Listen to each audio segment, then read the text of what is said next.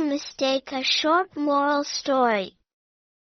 Maya loved making clay pots but often rushed, eager to finish. One day, she created a beautiful pot and painted it with bright colors. Proud, she placed it on a shelf to dry.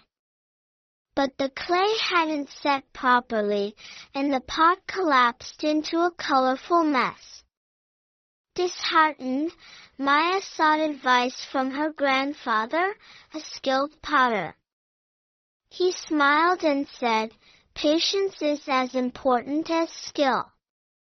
Mistakes teach us what haste hides."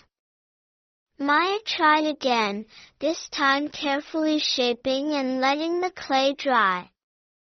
Her patience paid off, and she created her best pot yet. Moral: patience and learning from mistakes lead to success. Thank you for watching.